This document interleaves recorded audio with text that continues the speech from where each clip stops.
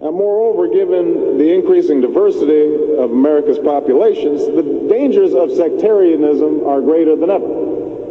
Whatever we once were, we are no longer a Christian nation, at least not just. We are also a Jewish nation, a Muslim nation, and a Buddhist nation, and a Hindu nation, and a nation of non-believers.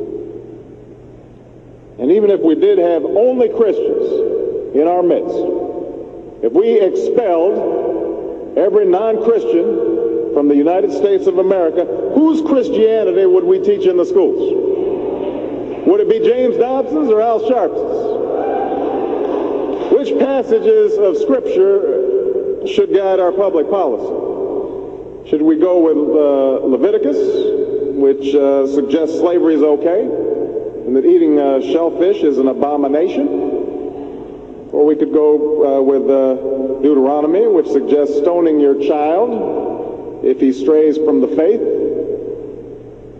Or should we just stick to the Sermon on the Mount, a passage that is so radical that it's doubtful that our own Defense Department would survive its application?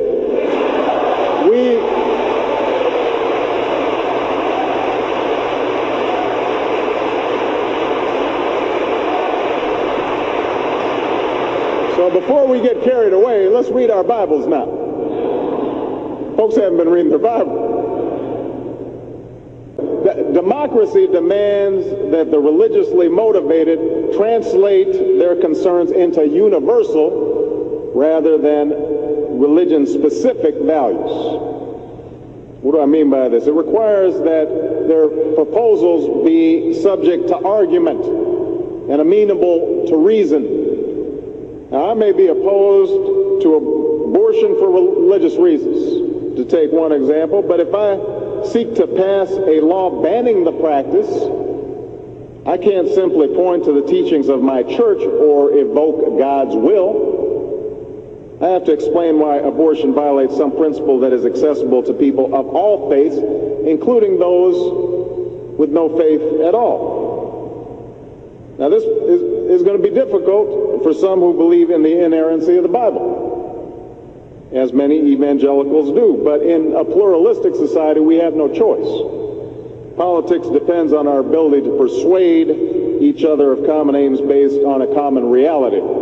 It involves compromise, the art of what's possible. And at some fundamental level, religion doesn't allow for compromise. It's the art of the impossible. If God's spoken, then followers are expected to live up to God's edicts, regardless of the consequences.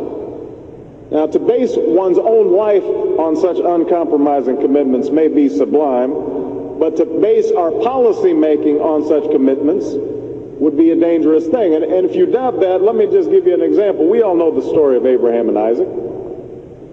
Abraham's ordered by God to offer up his only son. Without argument, he takes Isaac up to the mountaintop, he binds them to the altar, raises his knife, prepares to act as God commanded.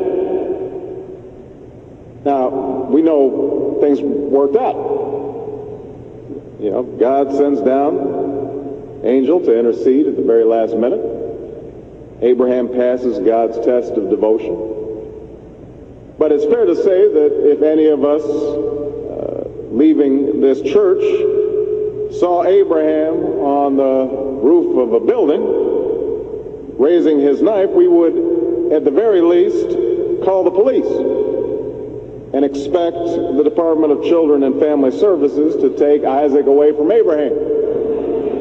No matter how religious they may be or may not be, people are tired of seeing faith used as a tool of attack.